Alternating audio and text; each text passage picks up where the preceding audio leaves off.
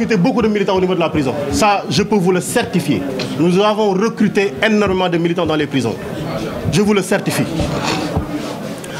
Nous avons présenté donc des condoléances. Mais nous remercions aussi toute la population thiessoise parce que ce qui a été réalisé aujourd'hui, Birame Souleye Diop, et l'insuffisance de ses moyens ne peuvent absolument pas le réaliser. Il a fallu que PASTEF, le M2D, la société civile soient ensemble pour que ceci puisse être réalisé. Et c'est cette manière de faire qui nous permettra de réaliser également les autres combats que nous voulons gagner. Et avec détermination, avec un travail ensemble, avec concertation, on ira à la victoire. Je voudrais également remercier le M2D, particulièrement aussi, pour tout ce qu'elle a fait pour qu'on en arrive ici. Je dis, l'ambition de Macky Sall, de son procureur, de Samba Sall et du ministre de l'Intérieur n'était pas de nous amener en prison pour 1 mois. C'était pour 6 mois. C'était pour 1 an. C'était son ambition. Il avait l'ambition de décapiter PASTEF. En se disant, avant qu'on arrêtât Ousmane Sonko, il fallait qu'on arrêtât Birame Souleye, il fallait qu'on arrêtât Abbas Fall, il fallait qu'on arrêtât les combattants de PASTEF.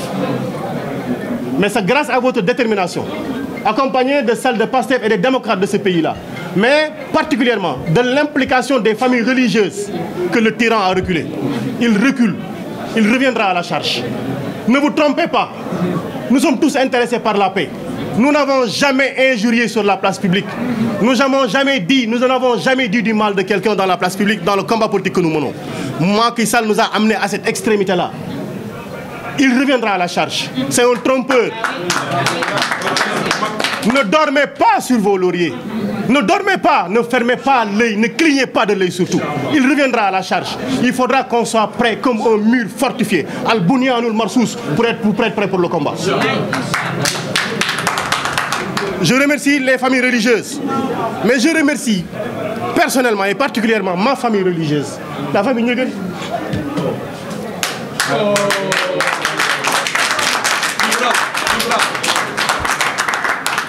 Je remercie mon khalife que j'ai rencontré quelques jours avant ce qui s'est passé. Je le remercie. Toutes les prières nous sont arrivées. Nous avons été très forts. Nous continuerons de rester très forts. Et je dis à ceux-là qui disent qu'ils vont accompagner le tyran jusqu'en 2035, le Sénégal n'est pas une tyrannie. Le Sénégal n'est pas une dictature. Ils vont nous rencontrer sur le terrain. Ils ont saboté tout ce qu'il y avait de foncier au Sénégal. Quand ils ont terminé tout ce qu'il y avait dans la commune, ils sont allés se servir dans le département. Et parce que le département est terminé, et parce qu'on leur a offert un mouchoir de poche, ils sont allés dire qu'ils vont l'accompagner jusqu'en 2035 pour des histoires de Mouroxo. 2022 arrive. 2022 arrive. Et nous serons là avec eux. Nous allons démontrer que c'est de grands corrompus. Et ils vont nous rencontrer sur le terrain. Mais je dis à l'endroit de PASTEF et de ceux qui sont intéressés par la démocratie, que dire qu'on est militant de PASTEF alors que le voisin immédiat ne sait pas qu'on est militant de PASTEF, ça c'est une fausse déclaration. On n'est pas de PASTEF. Vous êtes militant de PASTEF, dites-le haut et fort. Vous êtes militant de la démocratie, dites-le haut et fort.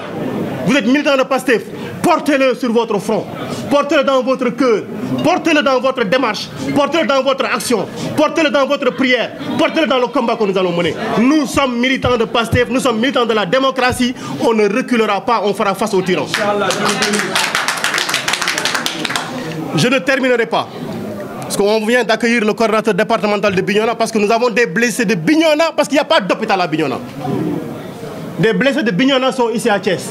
Il leur a fallu traverser tout le Sénégal pour être ici. Tout le Sénégal. Qu'est-ce qu'ils ont fait de nos 36 000 milliards qu'on a donnés pendant 8 ans? Qu'est-ce qu'ils en ont fait?